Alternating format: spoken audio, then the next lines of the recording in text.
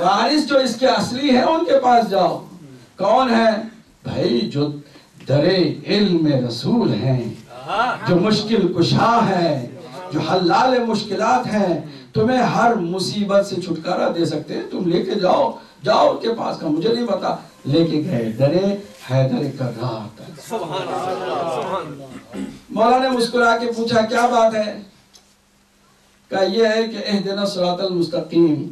اس کے معنی میں بیچارہ پریشان ہے.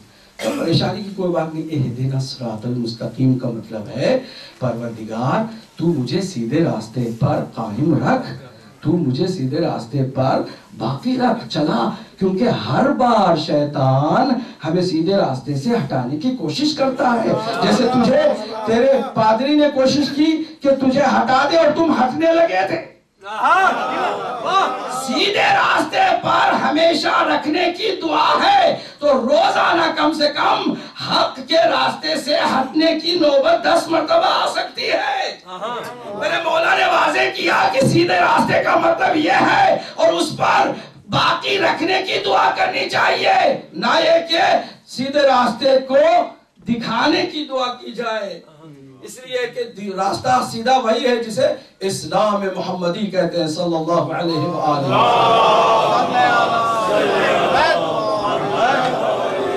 اسے کہا آپ بات سمجھ میں آ رہی ہے. اور حبیب خدا ختم الانبیاء بلند تر سلام. اب ایک جو زبردستی مسلمان بنا رہا تھا اس سے اسلام بھی جا رہا تھا، اسلام بدنام بھی ہو رہا تھا.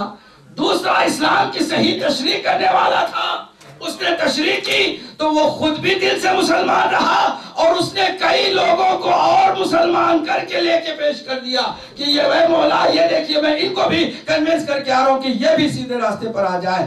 تو فرق ہے کہ نہیں ہے کہ جو اسلام کو سمجھتے ہیں ان سے پوچھنا چاہیے یا جو اسلام کو کچھ بھی نہیں جانتے لیکن ٹھیکیدار بنے ہوئے ہیں. صلوات پڑھیں محمد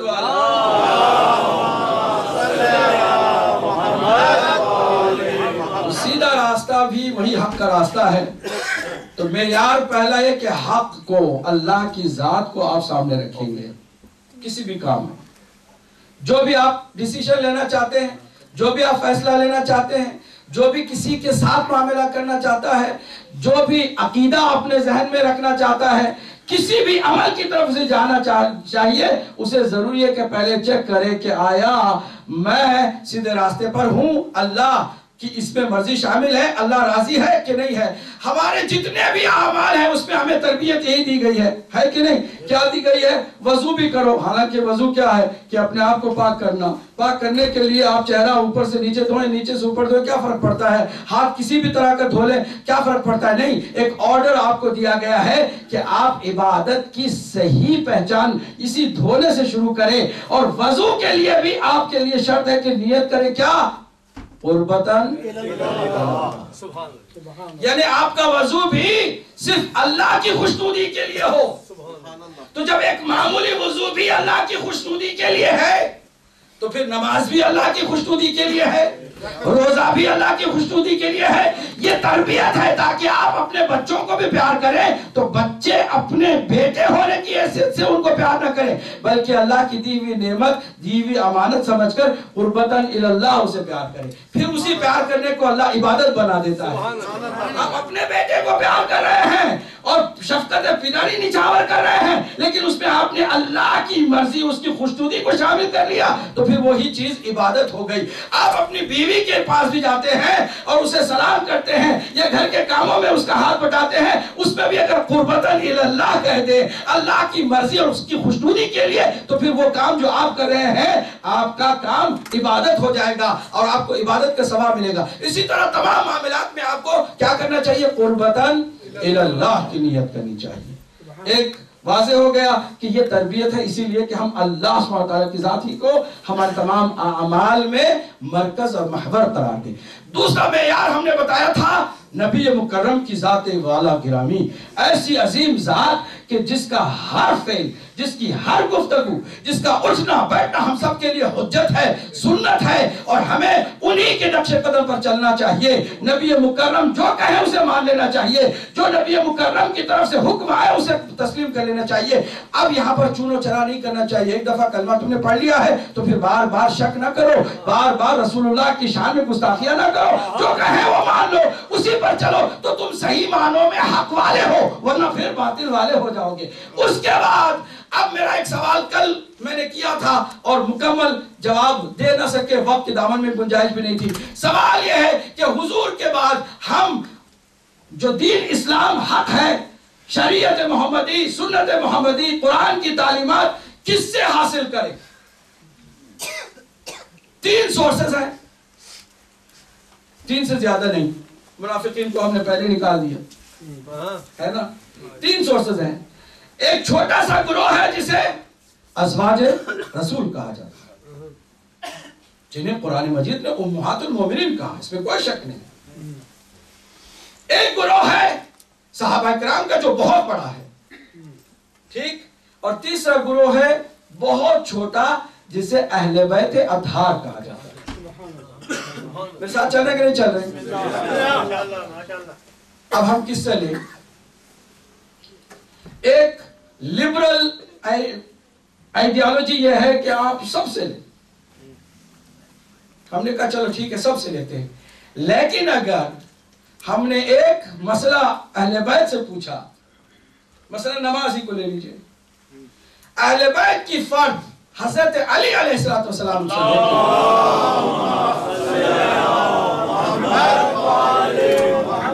امام مہدی تک تمام معصوم اماموں نے ہاتھ کھول کے نماز پڑھی۔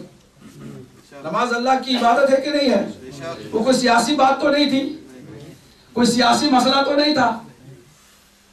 اہل بیت اطہار کی سیرت اہل سنت کی کتابوں میں لکھا کہ علی ہمیشہ ہاتھ کھول کے پڑھتے تھے، حسن ہاتھ کھول کے پڑھتے تھے، حسین ہاتھ کھول کے پڑھتے تھے، زین العابدین ہاتھ۔ اب دیکھنا یہ ہے کہ اگر اللہ کی عبادت جیسی ایک چھوٹی سی نماز ہے، اگر ہم کسی مسئلے میں اہل بیت کا عمل الگ دیکھیں، صحابہ کرام کا عمل الگ دیکھیں تو ہم کہاں جائیں؟ تو یہاں پر 2 ہو گئے خیال۔ ایک، ہم اہل بیت کی پرواہ نہ کریں، صحابہ کرام ہی کے عمل کو اپنا سمجھیں، انہوں نے اپنایا اور اکثریت ان کی ہو گئی، کیونکہ صحابہ کرام پھر بھی اہل بیت سے بہت زیادہ تھے تعداد میں، ہے نا، زیادہ تھے، لہٰذا اکثریت نے انہی کے عمل کو اپنایا۔ کچھ تھے جو کہتے تھے کہ نہیں، ہم صرف اور صرف علی کے طرز عمل پر عمل کریں گے، کیونکہ نبی مکرم کی جان اگر کائنات میں کوئی ہے تو علی ہے۔ علی کے ہوتے ہوئے ہم کسی کی پیروی نہیں کریں گے۔ یہیں سے ہو گیا معاملہ گڑبڑ ہو گیا۔ ایک گروہ جس کو ہم بعد میں نام دیتے ہیں اہل سنت والجماعت کا، کہ یہ نام بھی دیا گیا ہے، معلوم ہونا چاہیے ہمارے ہر مسلمان بھائی کو کہ اہل سنت والجماعت کا نام دینے والا جو لیڈر تھا اس کا نام ہے معاویہ ابن ابو سفیان۔ ان کو معلوم ہونا چاہیے، تاریخ کو سمجھنا چاہیے۔ اور ایک گروہ جس کا نام نبی مکرم کی زبان سے نکلا وہ ہے شیعہ، وہ ہو گئے علی کے شیعہ۔ اب میں تفصیل میں نہیں جاتا، آپ سے پوچھتا ہوں، عقل رکھنے والوں سے پوچھتا ہوں، خرد رکھنے والوں سے پوچھتا ہوں کہ چلو صحابہ کرام بھی محترم، ہمیں کسی سے کوئی اختلاف بھی نہیں ہے، ازواج رسول بھی امہات المومنین ہے، احترام ان کا بھی ہم پر واجب ہے، اہل بیت اطہار بھی ہیں، ہم کس سے لیں؟ صحابہ کرام میں سے کوئی ایک بھی ایسا مجھے بتاؤ کہ جو یہ دعویٰ کرتا ہو کہ مکمل سنت نبوی میں میں برابر عینی شاہد ہوں۔ ایک صحابی بھی ایسا ہمیں نہیں ملتا جو کہے کہ میں 24 آورز جب سے رسول اللہ بعثت ان کی ہوئی تب سے لے کے رسول اللہ کے آخری لمحے تک میں رسول اللہ کے بالکل ساتھ رہا، ایک دن بھی، ایک رات بھی، ایک گھنٹہ بھی رسول اللہ سے جدا نہیں ہوا۔ ایسا کوئی صحابی مجھے ملتا ہے؟ تاریخ میں کہیں ملتا ہے؟ اگر مولا کائنات کو صحابیت کی فہرست سے نکال کے دیکھو تو کوئی اور صحابی ہمیں ملتا نہیں ہے کہ جو 24 آورز 100%. اب جہاں تک ازواج رسول کی بات ہے، یقیناً جب حضور گھر میں ہوتے تھے تو گھر میں جو کچھ بھی کرتے تھے وہ بھی سنت ہے، لیکن جو باہر کرتے تھے ازواج رسول کو خبر بھی نہیں کہ حضور باہر میدان میں کیا کرتے تھے. تو سنت بھی 1 گھنٹے کی سنت نہیں ہوتی ہے، رسول اللہ کا ہر عمل سنت ہوا کرتا ہے، رسول اللہ کا ہر فعل سنت ہوا کرتا ہے. گھر میں کرے، مسجد میں کرے، میدان میں کرے، جنگ کے ماحول میں ہو، صلح کے ماحول میں ہو، سوئے ہوئے ہو، لیٹے ہوئے ہو، بول رہے ہو، خطبہ دے رہے ہو، جس حالت میں بھی رسول اللہ ہو وہ ہمارے لیے سنت ہے کہ نہیں ہے؟ کوئی مسلمان انکار کر سکتا ہے اس کا؟ نہیں. تو پھر جو ازواج رسول ہیں گھر کی باتوں کو شاید آپ تک پہنچائیں، لیکن باقی امور کو وہ آپ تک پہنچا نہیں سکتی، اس لیے کہ وہ انہوں نے دیکھا بھی نہیں ہے. اور پھر گھر کی بات بھی ایک بیوی کو ہفتے میں شاید ایک وقت انہیں میسر ہو، ورنہ نبی بھی تو نہیں تھی، کئی بیویاں تھیں. تو پھر معاملہ بھی گھر کی بات بھی مکمل ازواج رسول آپ تک پہنچا نہیں سکتی ہیں. عجیب بات نہیں ہے کہ 9 بیویاں ہوں اور آخر میں جو آئے وہی ساری سنت آپ کو بتاتی جا رہی ہے اور آپ آنکھ بند کر کے مانتے چلے جاتے ہیں. حیرت کی بات نہیں ہے. یہ وقت کم گزارا ہے. صحابہ کرام میں بھی 99% لوگ ایسے تھے کہ جو کچھ گھنٹوں کے لیے حضور کی خدمت میں آتے تھے، پھر ان کا کاروبار تھا، ان کی زندگی تھی، ان کی اپنی پرسنل لائف تھی، وہ نکل جاتے تھے. وہ کہاں رسول اللہ کے ساتھ 24 گھنٹے رہ سکتے تھے. اگر کوئی ایسا ہمیں دعویٰ کرنے والا سچا صحابی مل جائے کہ بھائی مجھ سے مکمل شریعت لو، اس لیے کہ میں نے مکمل رسول اللہ کی شریعت کو آنکھوں سے دیکھا ہے، سنت کو دیکھا ہے، وہی نازل کرتے ہوئے دیکھا ہے، مجھ سے بڑا کوئی رسول اللہ کی سنت کا عالم نہیں، تو پھر ہم اس سے ضرور لیں گے. اگر کوئی نہیں لے گا تو وہ اس کا نقصان ہے. اب آئیے کوئی ہے، کہتے کوئی نہیں ہے. ہاں ایک ایسا ہے کہ جس کو قرآن نے نفس رسول کہا، رسول اللہ نے اپنا بھائی کہا، ایسا ہے کہ جس نے خود بھی دعویٰ کیا اور رسول اللہ نے بھی اس کی تصدیق کی. سبحان اللہ.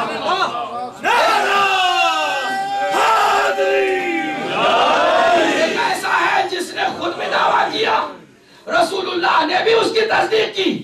خود دعویٰ کرنے والا یہ ہے کہ کوئی وحی ایسی نازل رسول اللہ پہ نہیں ہوئی جس پہ میں شریک نہ رہا، مجھے معلوم نہ ہوا، کوئی ایسا حکم اللہ کی جانب سے آیا نہیں جس کا علم رسول اللہ کے بعد مجھے حاصل نہ ہوا.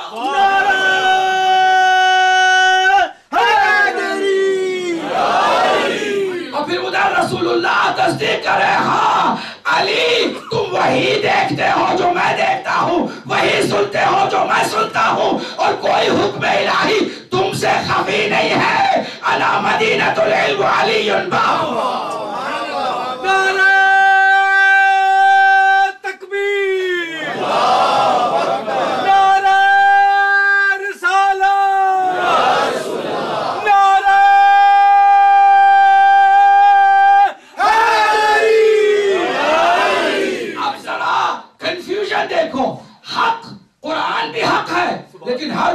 قرآن کی دہائی دے کر بات کرتا ہے اور باطل بھی سامنے آ جاتا ہے.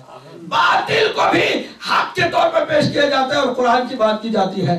رسول اللہ کی سنت، ابھی ہم تو 1400 سال کے بعد مسلمان ہیں نا، اسلام کی اور سنت نبوی کی پابندی کرنا چاہتے ہیں، لیکن کنفیوژن ہے کہ ایک طرح کا مذہب نہیں، ایک طرح کا اسلام نہیں، ایک طرح کی شریعت نہیں. ہم کیا ہے؟ کنفیوز. تو کنفیوژن کیسے دور ہو؟ اللہ کے نبی نے فرما دیا کہ دیکھو اگر علی کے تم ساتھ رہو گے، علی کی اتباع کرتے رہو گے تو ہرگز گمراہ نہیں ہوگے، اور اگر علی کو چھوڑ دو گے تو تم ہرگز حق پر نہیں آؤ گے. تو مسلمانوں کے لیے مسئلہ حل ہے. دیکھیے قرآن سنت دونوں بہت عظیم چیزیں ہیں، لیکن دونوں اس اعتبار سے خاموش ہیں کہ ہمیں بتا نہیں سکتے. قرآن کھول کے آپ آیت پڑھے، اس کے بعد ترجمہ اپنی مرضی کا کر دیں، قرآن آپ کو نہیں بھوک کے مارتا. خاموش. سنت ایک حدیث سنا کے جھوٹی سچی رسول اللہ پہ ڈال دو، رسول اللہ آ کے تمہیں تیر نہیں چلا. دونوں خاموش ہیں. درمیان میں اللہ نے کہا ایک ناطق کو بھی رکھیں گے. ایک بولنے والے کو بھی رکھیں گے، جہاں کہیں کوئی قرآن و سنت سے ہٹا وہ روکے گا، ٹوکے گا اور بتائے گا۔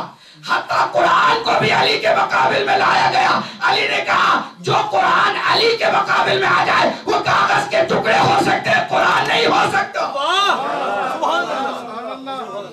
علی جیسی شخصیت کوئی مجھے بتائے کیا پرابلم ہے؟ اگر اس زمانے میں بنو امیہ کی پروپیگنڈوں کی وجہ سے، میڈیا کی وجہ سے، دباؤ کی وجہ سے لوگ علی تک نہیں آئے تھے، تو اب کیا پرابلم ہے مسلمانوں کو؟ اب کس بات نے انہیں روکا ہے کہ علی کے نقش قدم پر چلیں؟ نمازوں کو علی جیسی، روزوں کو علی جیسا، حج کو علی جیسا کرنے میں کیا پرابلم ہے؟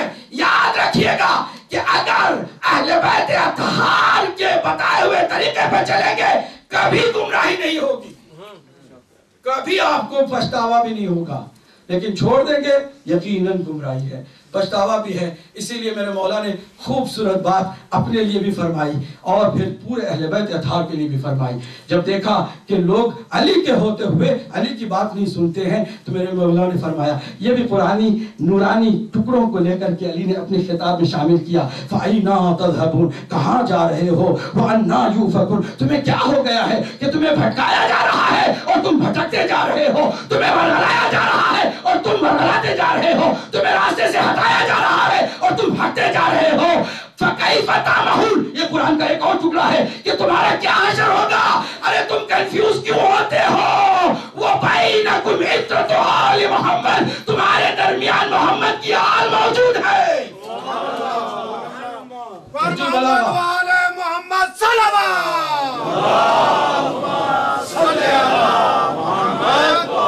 والآیات القائمہ، اللہ کی نشانیاں قائم ہیں، تمہیں پریشان ہونے کی ضرورت نہیں ہے۔ والمنار منصوبہ، ایک مینار جو تمہیں بار بار حق کی طرف بلا رہا ہے وہ موجود ہے۔ اور پھر فرمایا کہ عطرت نبیکم، تمہارے نبی کی عطرت عظمت الحق، مرکز حق ہے،